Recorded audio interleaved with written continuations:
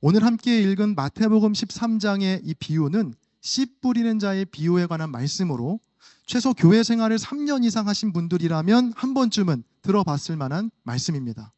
자, 말씀의 내용을 제가 간략하게 줄여서 소개하면 이렇습니다. 어느 날 예수님께서 바닷가에 계셨는데 소문을 듣고 큰 무리가 예수님 앞에 몰려옵니다. 거기에서 비유로 말씀을 시작하시는데 이런 말씀입니다. 한 농부가 씨를 뿌리는데 그 뿌린 씨가 총 4군데의 장소에 떨어집니다.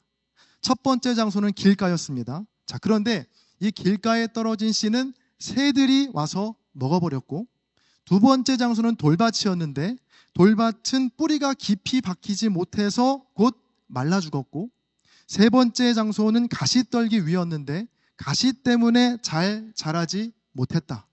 자, 그리고 마지막 네 번째 장소가 이 좋은 땅이었거든요. 그 좋은 땅에 심겨진 그 씨가 잘 자라서 100배, 60배, 30배의 결실을 얻게 되었다라는 비유의 말씀이죠. 자, 보통 이 말씀을 어떻게 적용하냐면 하나님의 말씀이라는 씨앗을 받는 우리의 마음밭이 참 중요하다라는 걸로 많이 적용하거든요. 우리의 마음밭이 길가나 돌밭, 가시, 덤불과 같으면 안 되고 늘 옥토와 같은 좋은 마음밭이 되어야 한다. 그래야 우리 인생도 하나님이 주시는 100배의 축복, 60배의 축복, 30배의 축복을 받을 수 있다. 자, 그래서 여러분 마음밭은 어떤 밭인가요? 돌밭인가요? 가시밭인가요? 길가인가요? 그 모든 마음들을 다 갈아엎어서 좋은 땅으로 우리의 마음을 기경합시다. 자, 보통 이렇게 적용하거든요. 자, 물론 이런 적용이 틀린 건 아닙니다. 자, 하지만 이 마태복음 13장의 전체적인 말씀의 맥락을 살펴보면 오늘 말씀의 포커스가 밭이 아니라 씨를 뿌리는 사람이 있다는 것을 발견할 수 있습니다. 자, 여러분 지금부터 딱 5분만 정신을 잘 집중해 주셔야 됩니다. 지금부터 5분이 아주 중요합니다.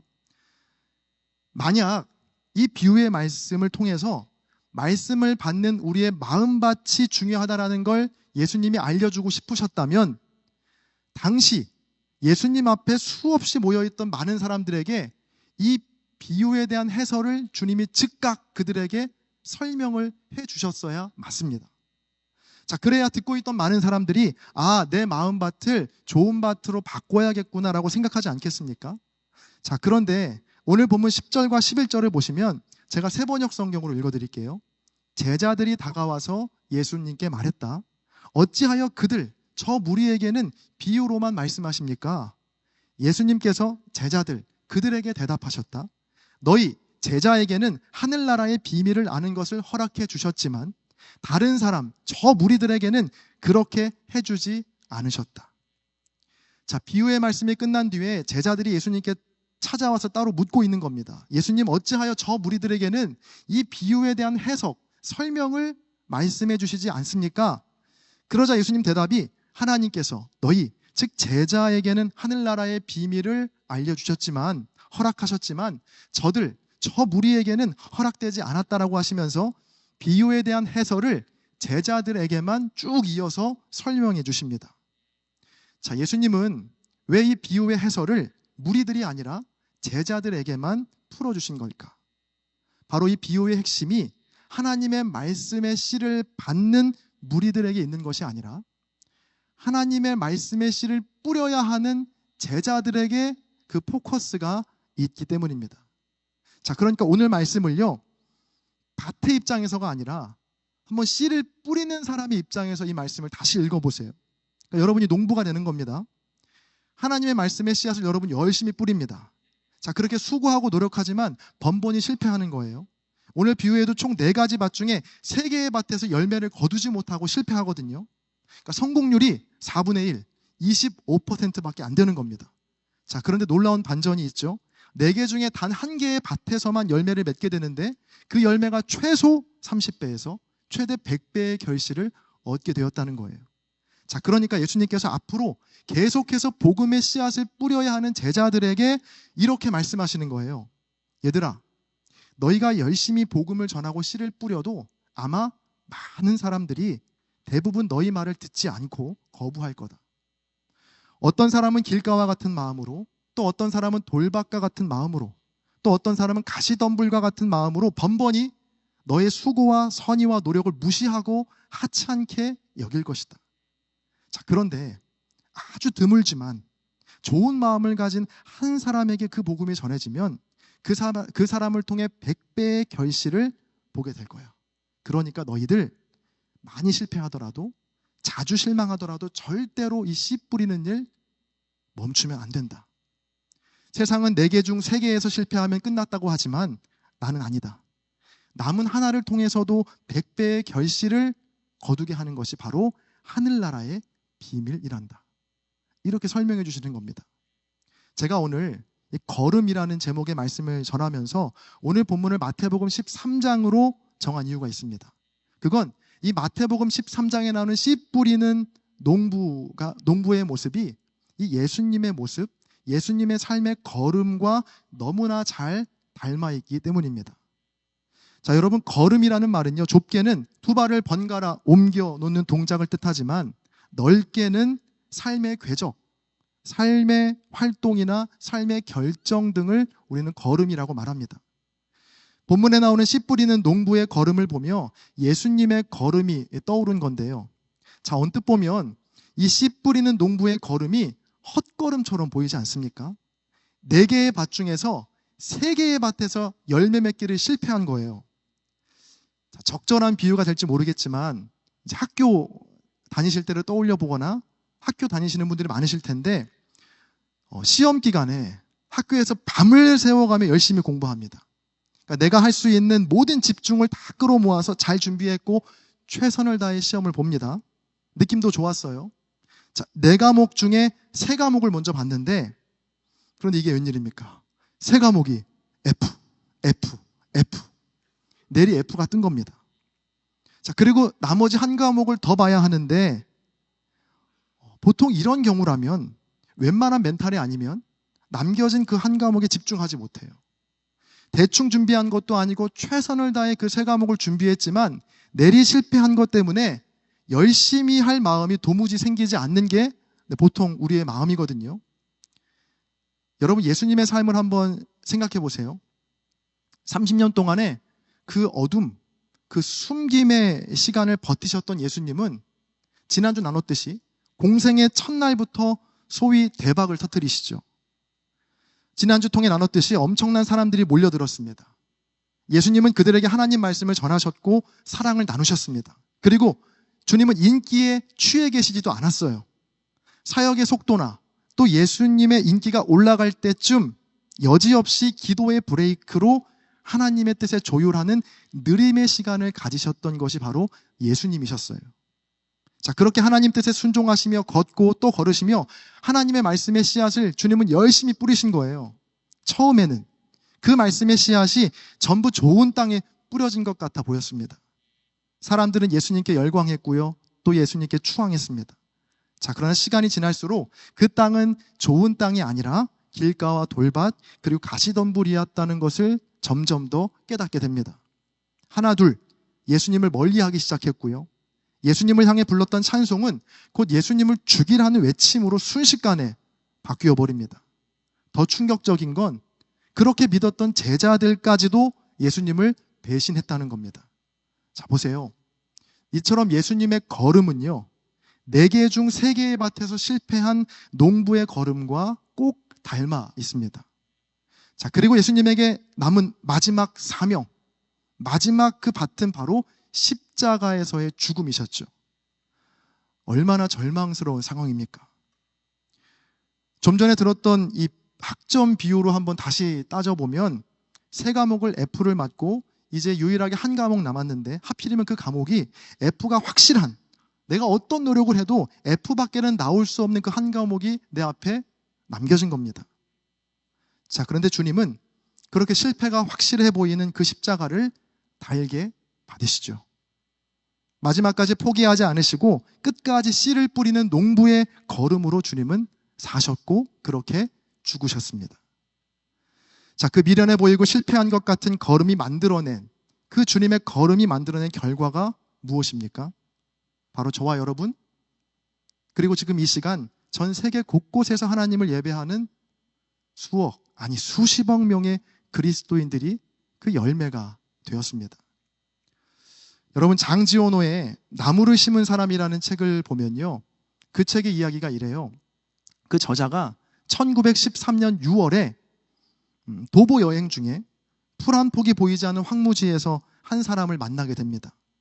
그 사람은 3년간 아주 독특한 일을 반복해서 오고 있었는데, 그 일이 무엇이냐면 3년 동안 하루도 빠지지 않고 매일 100개의 도토리를 그 황무지 땅에 심었던 겁니다.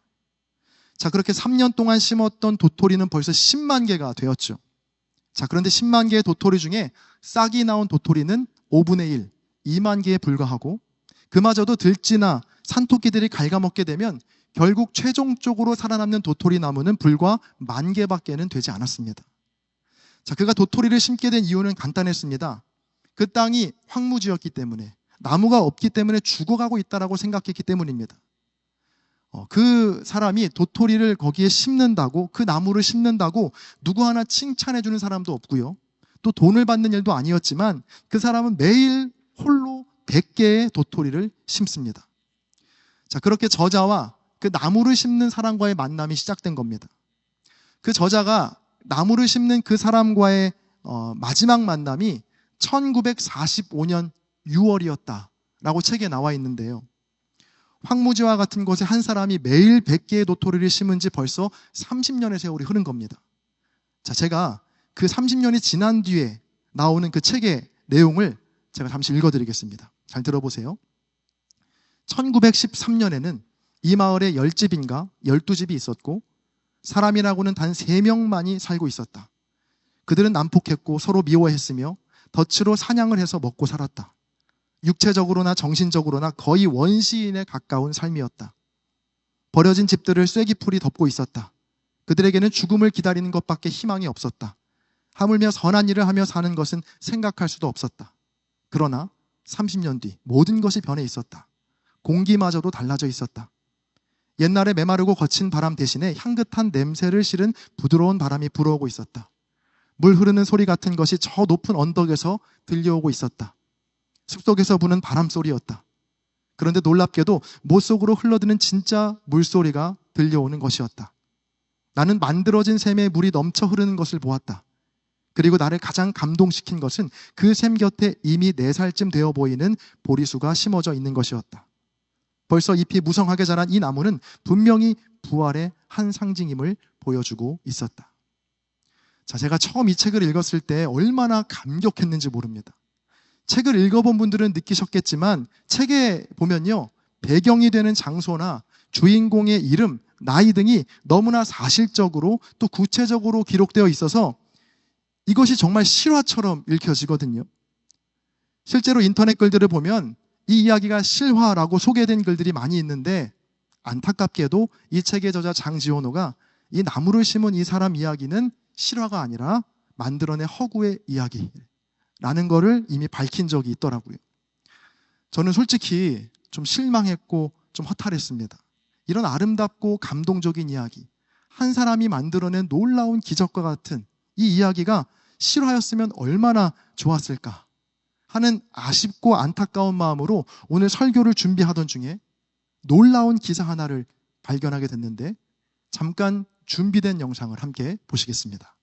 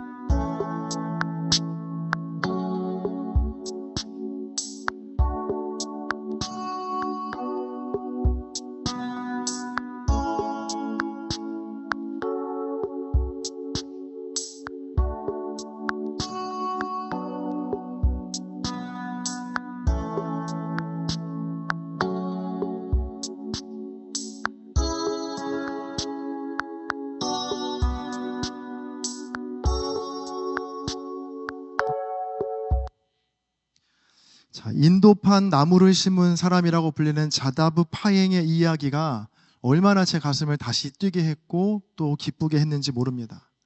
여러분, 때로 이 시대 가운데서 우리가 신앙을 갖고 산다는 거, 또 믿음으로 산다는 게 이 이야기처럼 정말 황무지 속에 나무 한 그루 심는 것처럼 느껴질 때가 종종 있거든요. 나 하나 믿음으로 산다고 해서 뭐 세상이 달라지겠어? 아무리 내가 십자가 사랑 실천하고 정직하게 살기 위해 노력한들 악인이 득세하는 이 세상에 어떤 영향을 줄 수 있겠어? 라는 무력감과 허탈감 느낄 때 있지 않으십니까? 네, 솔직히 저는 좀 그랬습니다. 올해가 제가 신학교에 들어간 지 꼭 20년이 되는 해더라고요. 한국 나이로 제 나이가 벌써 40세에 접어들었습니다. 놀라시진 않네요. 당연해 보인다. 네. 20년 전에 제가 신입생으로 신학교에 들어갔을 때 제가 선배로부터 처음 들었던 말이, 병찬아, 한국교회 어려워. 앞으로 지금보다 훨씬 더 어려워질 거야. 그리고 두 손으로 제 두 눈을 가리시더니, 병찬아, 한번 눈 떠봐. 캄캄하지? 그게 네 미래야. 이런 말을 처음으로 들었거든요. 그 말을 들을 때마다 저는 내심 내가 신학교에 온 이상 더 이상 한국교회에 어둠은 없다. 한국교회의 부흥이 바로 나로부터 시작될 것이다. 라는 근거 없는 자신감이 그 20년 전에 있었거든요. 그리고 정말 열심히 공부했고요. 뒤 한번 돌아보지 않고 달리고 또 달렸습니다. 그리고 어느덧 20년이나 흐른 거예요. 오늘 말씀을 준비하면서 그 20년 전 20살의 대학생 현병찬이 40세 목사가 된 현병찬에게 이렇게 물어보고 있는 것 같은 거예요.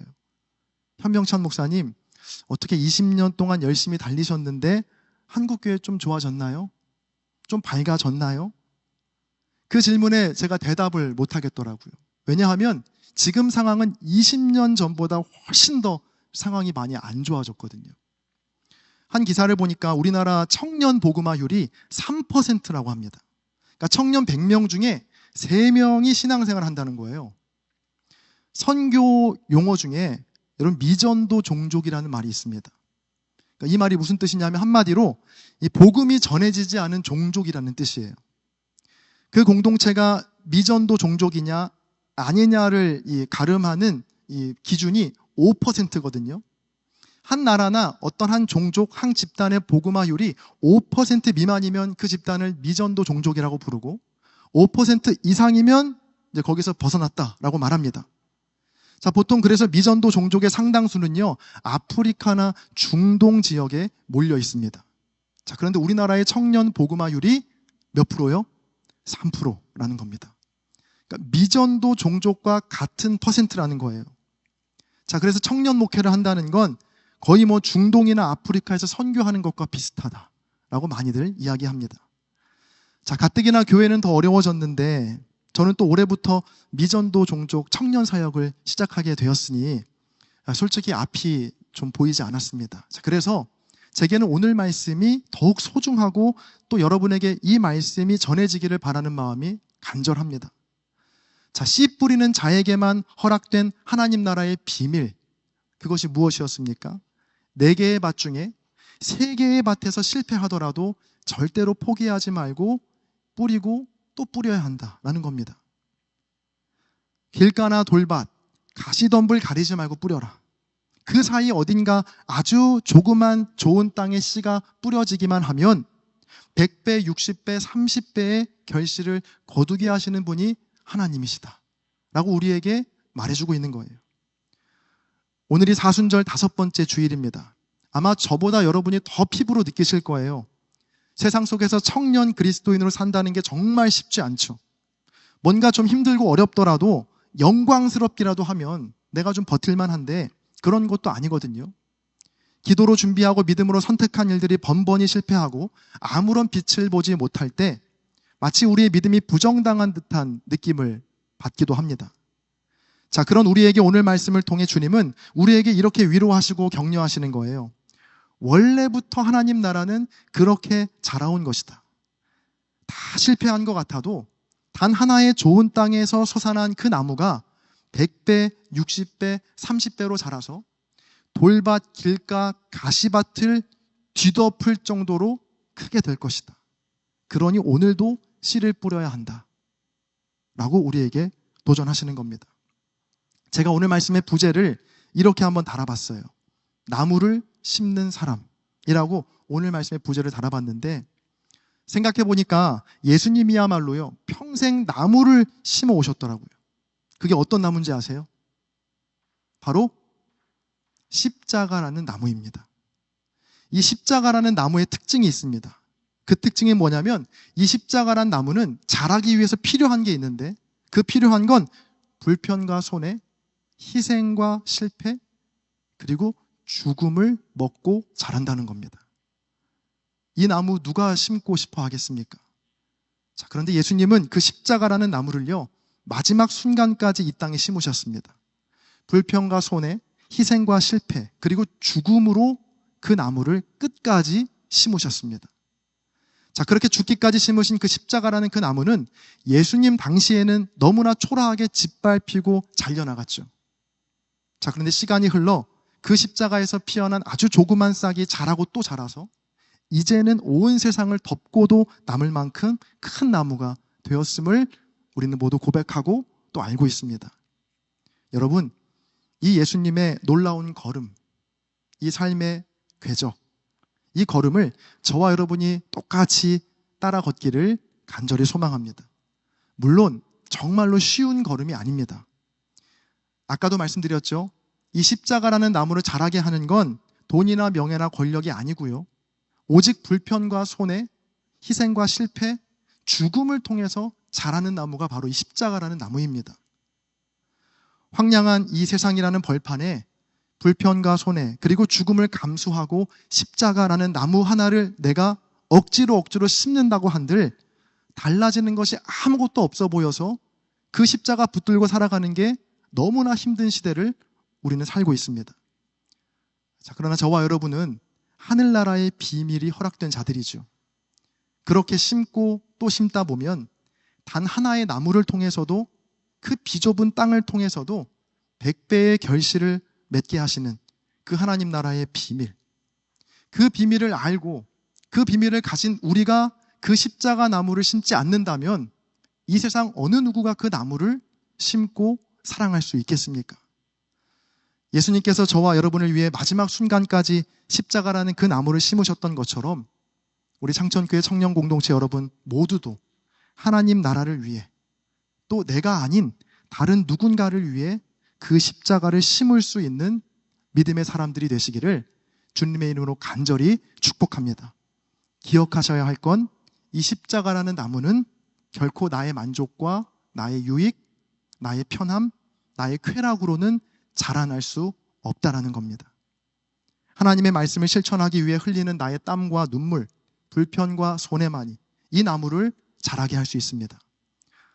때로 가시와 같은 사람, 돌밭과 같은 일들, 또 길가와 같은 관계 속에서도 포기하지 마시고 복음의 씨앗을 늘 뿌리시고 그 십자가를 심으시기를 바랍니다. 실패처럼 보이는 그 관계와 일들 속 어딘가에 좋은 땅 한 뼘만 있다면 하나님은 그 틈을 비집고 들어가셔서 그 작은 틈을 통해서도 100배의 결실을 얻게 하시는 위대한 하나님을 여러분 꼭 신뢰하시기를 바랍니다. 그 하나님을 신뢰하시면서 우리 모두가 내가 속해 있는 가정과 속회, 그리고 학교나 직장에서 나무를 심는 사람으로, 그 십자가를 심는 사람으로 주님의 걸음을 잘 따라 걸으며 세상이 알 수 없고 그래서 줄 수 없는 놀랍고 위대한 풍성한 은혜와 사랑을 경험하는 복된 한 주, 또 믿음의 청년들이 다 되시기를 주님의 이름으로 간절히 축원합니다. 함께 기도하시겠습니다. 존귀하신 주님, 오늘 말씀을 통해 주님의 걸음을 생각해 봅니다. 불편과 손해, 희생과 죽음을 통해서만 자라는 그 십자가를 심으시며 마지막 순간까지도 십자가를 놓지 않으셨던 주님, 과연 나는 그 주님을 위해, 또 주님이 그토록 사랑하시는 이 세상과 사람들을 위해 무엇을 심고 있었는지 돌아봅니다. 십자가 붙든다 하면서도 여전히 욕망과 탐욕, 자기 자랑과 허영을 버리지 못했던 우리의 죄를 용서하여 주옵소서.